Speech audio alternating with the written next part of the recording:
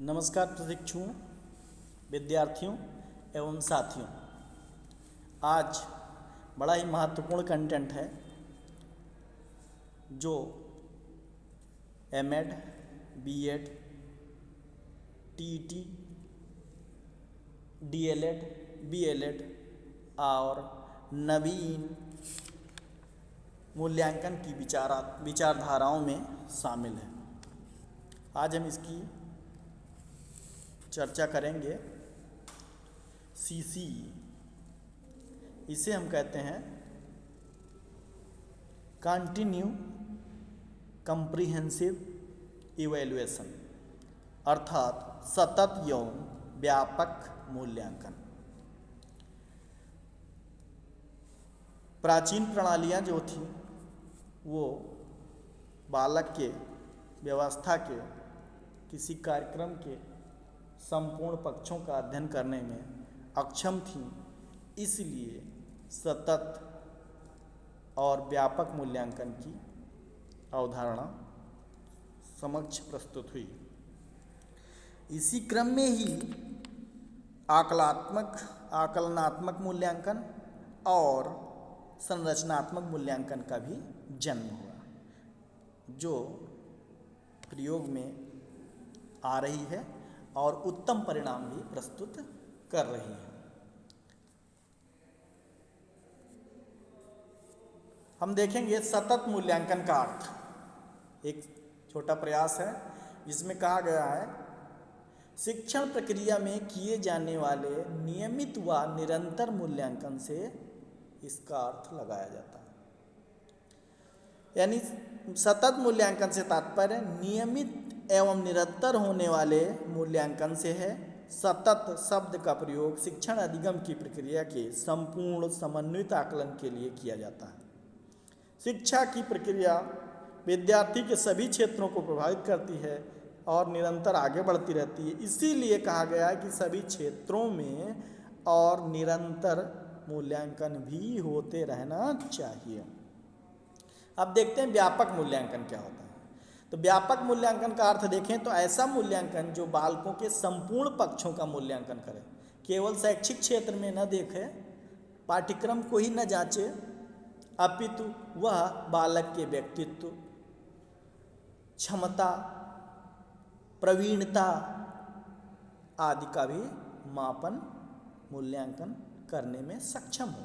तो ऐसा मूल्यांकन जो बालकों के संपूर्ण पक्षों का मूल्यांकन करने में सक्षम हो, इसमें गैर शैक्षिक मूल्यांकन भी शामिल है। एक शब्द यूज कर दिया गया, गैर शैक्षिक मूल्यांकन। इसी में सारे क्षेत्र आ जाएंगे।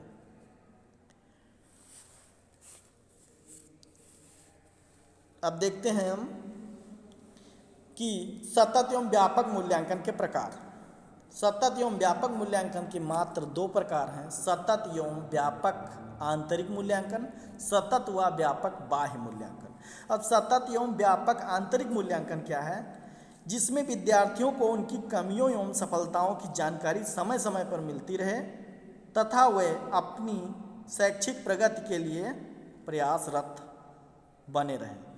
सतत एवं व्यापक आंतरिक मूल्यांकन में वर्ष पर्यंत अवलोकन, साक्षात्कार एवं मनोवैज्ञानिक उपकरणों के साथ औपचारिक परीक्षाएं भी होती हैं। यह मूल्यांकन का संरचनात्मक प्रकार होता है। एक प्रकार का ये संरचनात्मक प्रकार है जो अभी पढ़ा मैंने पिछले वीडियो में, जिसका उद्देश्य विद्यार्थियों की निष्पत्ति एवं व्यक्तित्व में सुधार लाना है। यह कक्षा शिक्षकों द्वारा समय समय पर किया जाता रहता है। ये इंटरनल होता है आंतरिक मूल्यांकन, जो इंटरनल इवैल्यूएशन। सतत माने कंटिन्यू, व्यापक माने कॉम्प्रिहेंसिव, विभिन्न क्षेत्रों। इसके अंतर्गत पृष्ठपोषण हो जाता है जब हम मूल्यांकन सतत करते हैं। उपचारात्मक शिक्षण संभव है, परामर्श, निर्देशन आदि द्वारा शिक्षण अधिगम प्रक्रिया में सुधार किया जाता है।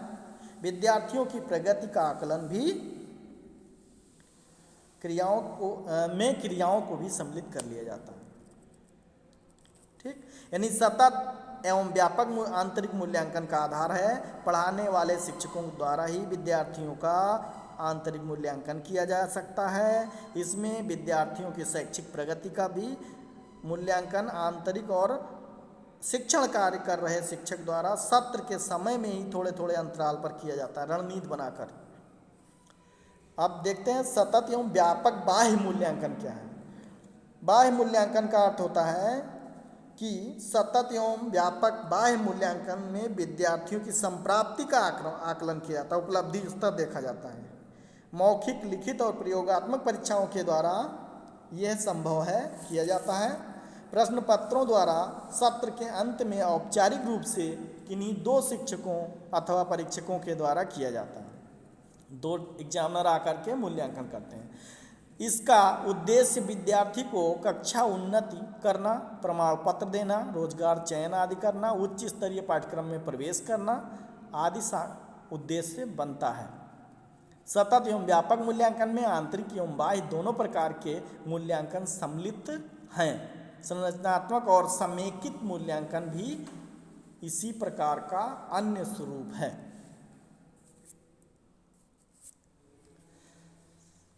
व्यापक एवं सतत मूल्यांकन की आवश्यकता देखें तो कुछ प्रश्नों पर हम चर्चा कर लें और उन प्रश्नों के आधार पर हम तय कर सकते हैं कि इसकी आवश्यकता है, और इसी के कारण, आवश्यकता के कारण ही महत्व है। महत्व है तो उपयोगिता है, उपयोगिता है यानी इसके अंदर जो विशेषता है उसके कारण उपयोगिता है, और इसको माना जाना चाहिए, उपयोग में लाना चाहिए। तो कुछ प्रश्न हैं ऐसे। सतत एवं व्यापक मूल्यांकन का आरंभ कई प्रश्नों के चिंतन के उपरांत होता है। परंपरागत परीक्षाएं जो सत्र के अंत में बाह्य परीक्षक द्वारा परीक्षा के रूप में होती थी, उसने कई प्रश्नों को खड़ा कर दिया हमारे सामने। जैसे, क्या सत्रांत परीक्षा कक्षा के विविध पक्षों के मूल्यांकन करने में सक्षम है? केवल एक बार परीक्षा ले लिया जाए तो क्या विभिन्न पक्ष जो बालक के हैं वो सब मूल्यांकन में आ जाएंगे? दूसरा प्रश्न है, क्या मूल्यांकन का उद्देश्य को पास करने या सर्टिफिकेट देने से मात्र है? यानी क्या मूल्यांकन का उद्देश्य केवल पास करना और सर्टिफिकेट देना है? तीसरा बिंदु है इसमें, क्या शिक्षण अधिगम प्रक्रिया के मध्य दिशा निर्देश की आवश्यकता नहीं, बीच में कुछ जरूरत नहीं है? इन प्रश्नों के द्वारा ही हमारी सतत एवं व्यापक मूल्यांकन की आवश्यकता पड़ी। इसको दूसरे रूप में देखें तो क्या सत्र के अंत में ली जाने वाली परीक्षाएं संपूर्ण सत्र में अर्जित विभिन्न योग्यताओं की सही जानकारी हमें मिल पाती है? क्या मूल्यांकन का उद्देश्य विद्यार्थियों को अगली कक्षा में भेजना है?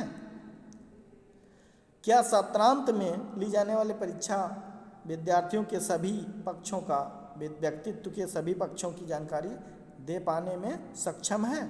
क्या सत्रांत में ली जाने वाली परीक्षा विद्यार्थियों की जांच तक ही सीमित नहीं है? शिक्षण अधिगम प्रक्रिया में सुधार करने के लिए मार्गदर्शन एवं परामर्श की आवश्यकता नहीं है? इन प्रश्नों के आधार पर हम इसका अवलोकन करना हमारे लिए जरूरी होता है, उपयोग में भी लाना जरूरी है, इसलिए आवश्यक है। अब हम देखेंगे कि सीसी अर्थात कंटिन्यू एंड कॉम्प्रिहेंसिव एवेल्युएशन जो है उसका मूलभूत या आधारभूत सिद्धांत क्या है। ठीक, बेस्ड थ्योरी या प्रिंसिपल कहें। ठीक, अब देखें इसमें हम देखते हैं कि जो व्यक्ति शिक्षण कार्य करता है उसी व्यक्ति के द्वारा विद्यार्थियों का मूल्यांकन किया जाना बाह्य परीक्षक द्वारा नहीं, ये कहा गया है। इसका सिद्धांत है, इसका सिद्धांत है कि यदि इंटरनल यानी लगातार और व्यापक मूल्यांकन कराना है हमें, तो हमें क्या करना चाहिए, जो शिक्षण कार्य से जुड़ा और उसी कक्षा का अध्यापक हो और वह यदि मूल्यांकन करे तो किसी पहलू को वो छोड़ेगा नहीं और वो सब कुछ जानता है और वो अच्छा करेगा, तो हमारे गुणवत्ता में सुधार आएगा। ये बात है।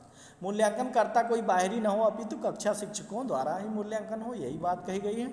मूल्यांकन कार्य केवल सत्रांत में नहीं अपितु निरंतर हो, केवल अंत में नहीं। उसके लिए रणनीति बनाई जाए, पहले तो कक्षा में, फिर क्या किया जाए सप्ताह में, फिर क्या किया जाए अर्धवार्षिक, अर्धमासिक, मासिक और त्रैमासिक, खटमासिक और वार्षिक, इतना कर करके हम यदि मूल्यांकन करें तो, और उसमें क्या करें कि बहुआयामी हो, तो हमारा गुणवत्तापरक मूल्यांकन संभव है। इसलिए इस सिद्धांत के रूप में इसे स्वीकार किया गया। सीसीई विद्यार्थी के बहुआयामी पक्षों के मूल्यांकन में सक्षम है, अर्थात ये जो मूल्यांकन है सतत एवं व्यापक मूल्यांकन, ये सभी पक्षों का मूल्यांकन कर लेता है, क्योंकि ये बहुफलकीय है, ये बहुआयामी है। इसके संप्रत्यय के संबंध में कहा जा सकता है कि सतत एवं व्यापक मूल्यांकन विद्यार्थी का कि वह समग्र रूपरेखा है जो अधिगम समय या सत्र की पूरी अवधि के शैक्षिक और सह शैक्षिक पक्षों के नियमित मूल्यांकन द्वारा ही हो सकता है। इसलिए इसका आधारभूत सिद्धांत बनाया गया है। शार्ट में हम देखें तो क्या है, सतत मूल्यांकन माने लगातार होते रहने वाले मूल्यांकन से सतत मूल्यांकन का अभिप्राय स्पष्ट किया जाता है। और व्यापक मूल्यांकन माने केवल शैक्षिक उद्देश्यों की पूर्ति नहीं, अपितु सामाजिक जीवन में जो महत्वपूर्ण विविध पक्ष हैं बालक के व्यक्तित्व से संबंधित, उसका भी मूल्यांकन किया जाए। फिर इसकी आवश्यकता क्यों है, इसलिए क्योंकि जो आपकी परीक्षा थी परंपरागत, वो सभी पक्षों का मूल्यांकन करने में सक्षम नहीं थी, और वो सत्र के अंत में ही केवल होती थी, और उसमें विभिन्न प्रविधियों का, मापनियों का आदि का प्रयोग नहीं किया जाता था, ये जरूरी। और ये दो प्रकार का होता है सतत एवं व्यापक मूल्यांकन, एक आंतरिक मूल्यांकन और दूसरा बाह्य मूल्यांकन। इस प्रकार से हम विद्यार्थी का बहुआयामी पक्षों का जांच कर पाना संभव होता है। धन्यवाद।